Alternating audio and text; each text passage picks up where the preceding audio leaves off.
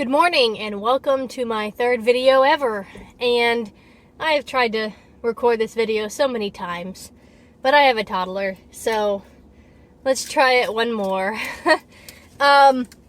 So today I want to share with everyone something that's really special to me. Yesterday I have a letter subscription to something titled Letters from the Sea Tower by Brianna Joy, and I got it in yesterday.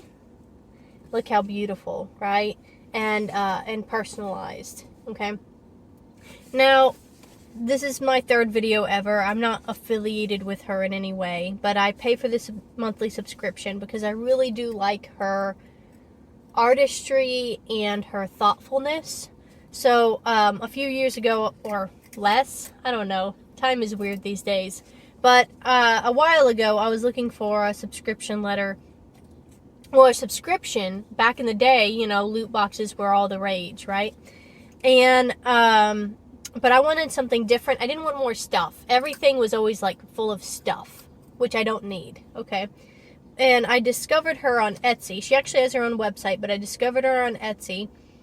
And, these letters are just, they really bring me a lot of encouragement every month and challenge me in different ways. You know, as an English teacher, I can really appreciate the time and work that and thoughtfulness she puts into these letters. So if you really enjoy books, or if you're an English teacher yourself, you would probably enjoy them as well. What are they? So, if you hear my son in the back munching, yeah, he is. So he describes the Letters from the Sea Tower. That's the title of the series, right? She describes them as handmade monthly subscription letters that celebrate art and literature and how it matters for the great battle of our time. Her aim is, in creating each month's letter, is to produce a work of art that fills people with courage and creativity and to contribute to the revival of beautiful, meaningful, and unique hard copy mail.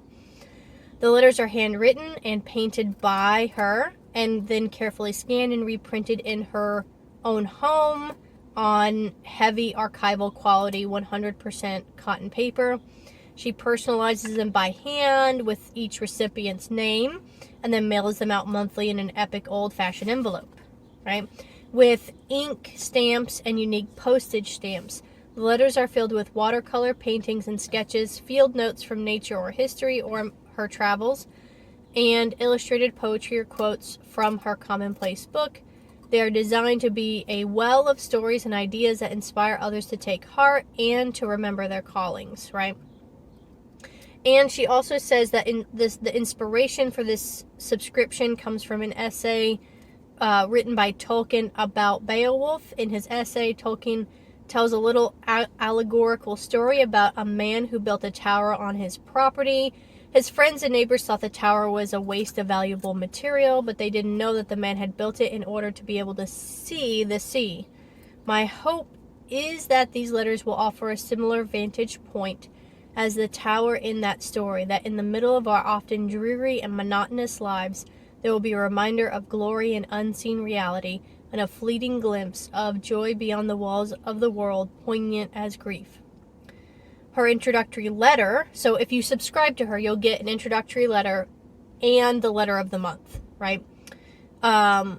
Includes included as a bonus with every first subscription includes a full color sea tower illustration along with the full text of Tolkien's parable that serves as the inspiration for the Letters of the Sea Tower.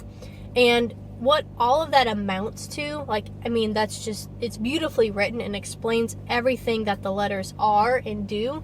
But, you know, in summary, each letter is about a different piece of well-known literature, right? And it's, she actually hand addresses it to her recipients, makes copies of the handwritten and illustrated letters that she handwrites and illustrates, and each letter is about a different author or literature that's well known. And she really digs deep. She pulls out a theme and she really digs deep into that idea, right? And again, it's like encouraging and challenging. I'm sharing this because I love it so much, and I want others, like, I want other people to know about it so that you have the option if you're interested. These letters are, I think it's $12 a month, but if you pay for more than 1 month, like if you pay for 3 months at a time or a year's worth of letters, you get a little bit of a discount. I'm privileged to be able to afford something like this, but it really just means so much to me. Maybe one day I'll end my subscription, but it just means so much to me, and they're so beautiful, and I'm keeping them as a keepsake. I keep them in binders. I don't know if anybody else does this, but I bought binders to keep all of the letters that I've received, and I've gotten a lot, and I bought the ones that I didn't originally have. Like, I subscribed after she started this, so I went back, and you can actually go back and buy. So if you don't want to subscribe, you can go back and buy some of her older letters for a little bit. It costs a little bit more than the subscription, but you can get just one if that's what you want. And so here, actually, let me just show you this to you, because I have my binder. So this is my binder, and I've kept all of the letters and the poetry that she has sent. Poetry is a separate subscription that you can do with her that more recently started. Here's the introduction letter, just to kind of give you a preview. Everyone gets this with the subscription letter. So here is the allegory, an excerpt of the allegory of the sea tower and the illustration. And then on the back, and then on the back are all of her words and how she understands and breaks down the concept from the quote, right? And it's just beautiful, right? Her little watercolor illustrations that she handwrites and makes copies of. It's just gorgeous, and every letter is like this. So that's the introduction letter, and then this goes in my other binder. I have 2 binders because I keep all of my stuff in page protectors, so that I give them to my son one day and pass them on.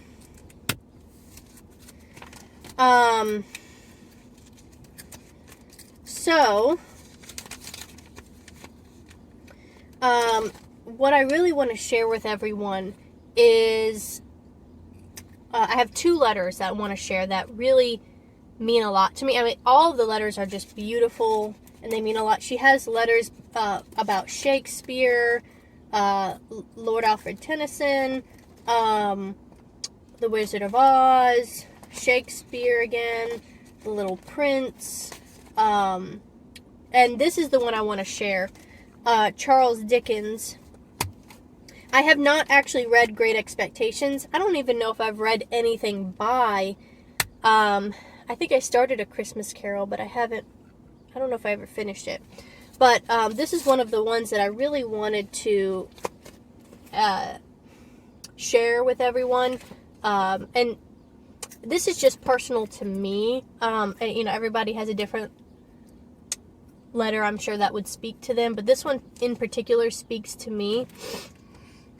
I have not actually read Great Expectations, but she does describe the literature, so you won't have to have read it to be able to enjoy it. She explains what it's about and a little bit about the characters, or what matters to what she's trying to talk about. And in this particular letter, she really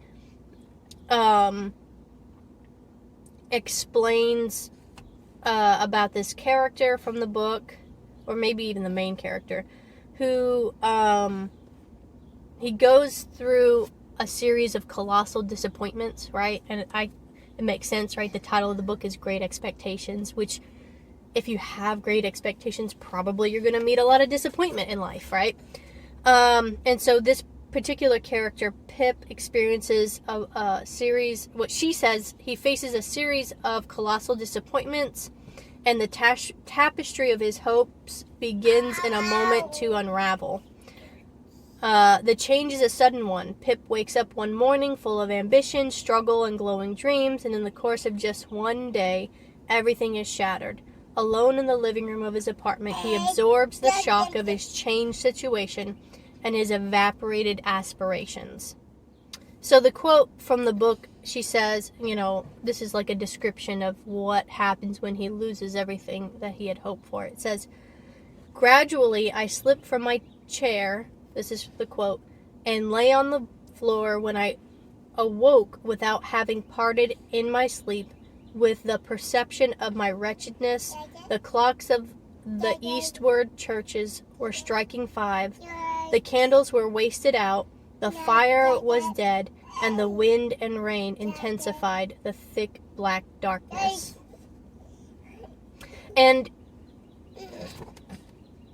she explains she says how emotionally compelling this passage is if we let it get into us. For it speaks of a moment all of us dread and many experience.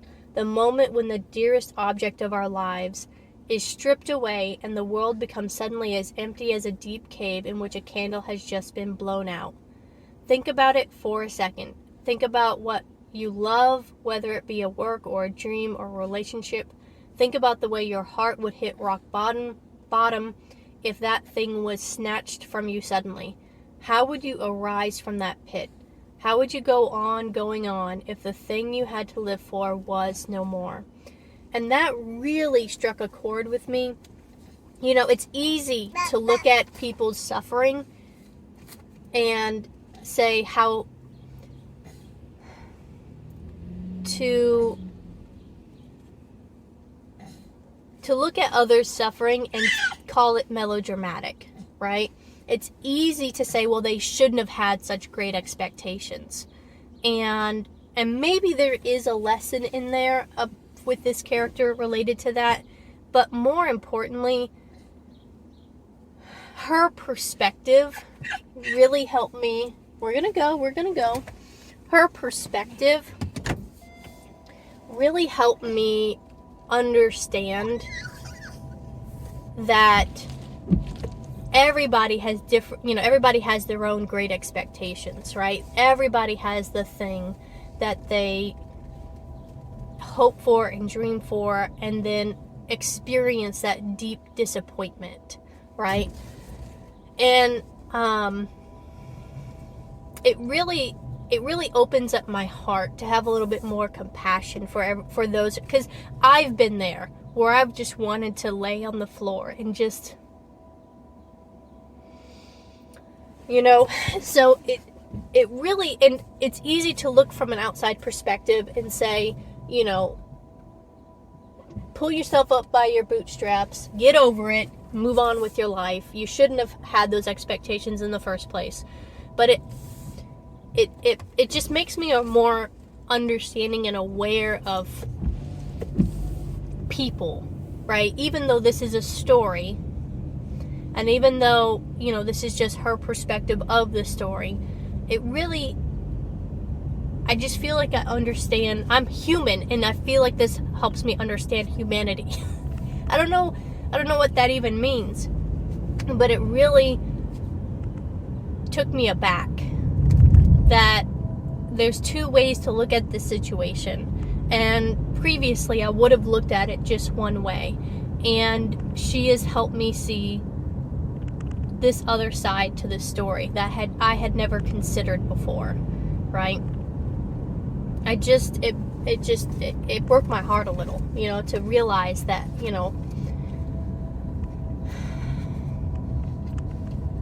to be a little bit more sympathetic or empathetic to people and their situations. And similarly, there's another story that I used to hate, okay? I just hated this story before this.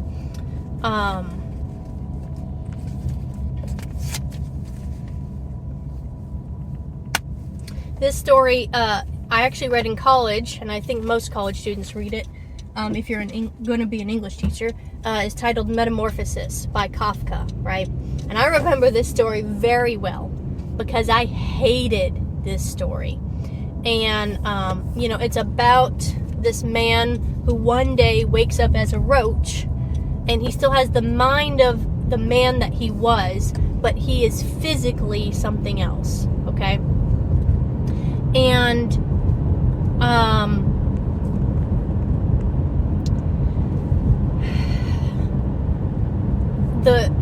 because of what he looks like, everyone else sees him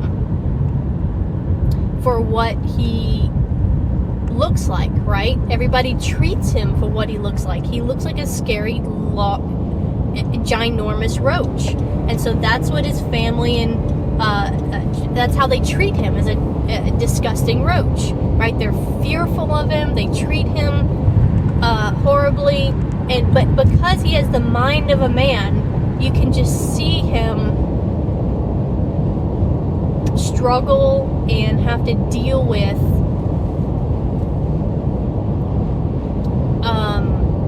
this maltreatment, right? And I used to hate this story, right? Because by the end of the story, he's no longer who he used to be. He slowly becomes the roach that everyone treats him as, right? And back when I read this, this must have been, I don't know, probably 8 years ago or more. I just hated it because it felt so,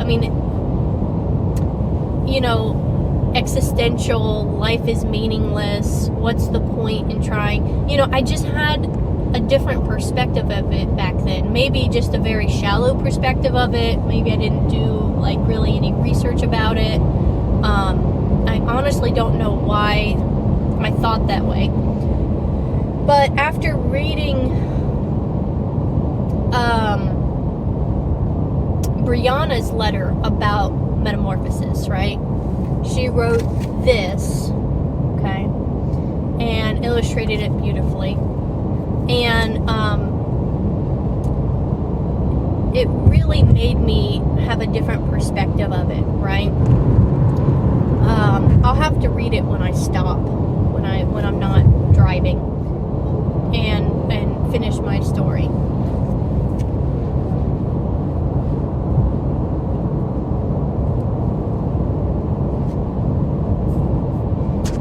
Okay, well, I'm back, and it's a half a day later. I took my son to the pool. It's been busy, okay? But I'm back, and I did want to finish this video, right? It'd be so easy for me to, just cut it off there, but I wanted to share one more letter, which is the Metamorphosis letter, right? And I've already described what the Metamorphosis story is about, but I want to show what Brianna says in her letter that really has such an impact on me, right? Why do I like these letters so much? Other than, they're beautiful, right? They have quotes and illustrations, but her take on the story really changes hearts, right? So she describes the story, and then she says that Kafka gives us something that's denied to Gregor's family. He places us directly inside Gregor's mind, allowing us to follow the thoughts and emotion of his ill-fated protagonist. And this vantage point gives us a consuming sympathy for Gregor, in spite of the fact that he appears in the body of an insect for the duration of the story. Gregor is an endearing and deeply human character, and this perhaps is the central and crucial fact about our man-beetle protagonist, his humanity. He's not a man of exceptional talents, but we have sympathy for him because we identify with his suffering and abandonment, moments of weakness, frailty, and stupidity, small acts of heroism. And then she goes on, which I'll skip a little bit ahead, but she says Gregor is constantly trying to reach out for that human connection, right? And being denied that, right? Being robbed of that and denied of that that it becomes clear that these possibilities are out of reach forever, Gregor's personhood begins to crumble. Well, you may be thinking, this all sounds awful. What's the point of it? I'll put it this way. What I like about this story is the same thing I like about a well-crafted breakup song. It's that sense of relief and urgency, that hopeful recognition. This doesn't have to be us. We don't have to dehumanize one another with shallow, surface-level relationships that are dependent on appearances. We can do the brave, hard work of believing in each other's souls, even when we're estranged by conflict or differences or degenerative disease or mental illness or any other thing that makes it hard for us to communicate and connect. We don't have to give up on Gregor. Let's not.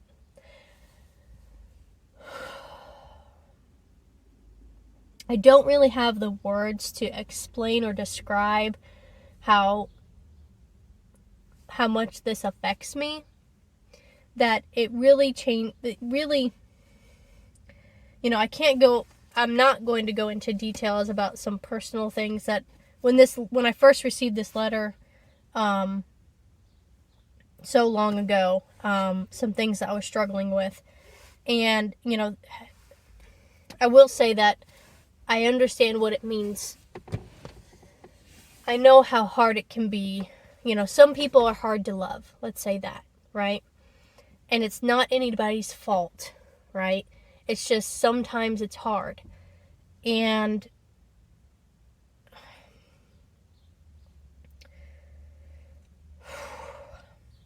those words just challenge me, right?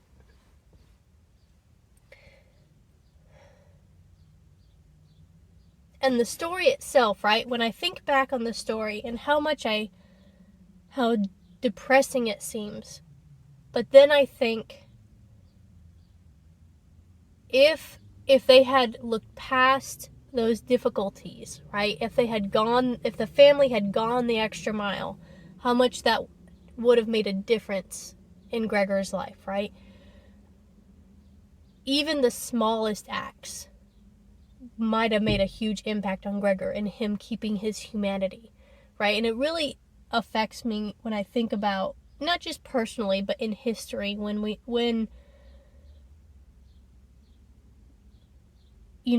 have dehumanized other people, right? And how that just breaks a soul down, right? It just is like a tale of warning, but also of like, we don't have to live this way, right? We don't have to give up on Gregor, right? Even when it's hard. I mean, there's just so many different meanings and levels to this story and to her letter and to the things you can take away. But it means a lot to me. These letters mean a lot. And I'm definitely really privileged to be able to subscribe to her letters. But I wouldn't trade it for any other subscription in the world, right? Maybe one day I'll have to just end it.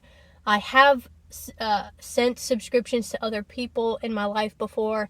Maybe I'll do more of that in the future. But, I mean, they just mean so much to me, and I'm keeping them as a keepsake. And so I'm just sharing all of this with you just because it means so much to me, and it might mean a lot to someone else out there who's looking for something personalized and something encouraging that you could receive every month that also challenges you in ways you maybe never thought of before, right? So I hope you have a good day, and definitely look her up, right? BriannaJoy.com, or you can find her on Etsy. Letters, I think she has a card right here. Letters from the Sea Tower. Oh, I think that's probably backwards on your screen. Huh. Yeah, it is. But she's also on Instagram too. If you just want, she also has really beautiful posts on Instagram. But anyway, I hope this was encouraging. I don't know, maybe I'll ask her, and DM her and ask her, but maybe I'll do every month when I receive the letter, just kind of talk about it and how it affects me and how it makes me feel, right? I feel like that would be okay and acceptable, but I may ask. but they really do mean a lot. And kind of my thoughts and my take on the letters that she sends out, because it really does mean a lot to me. Anywho, have a good day, and bye.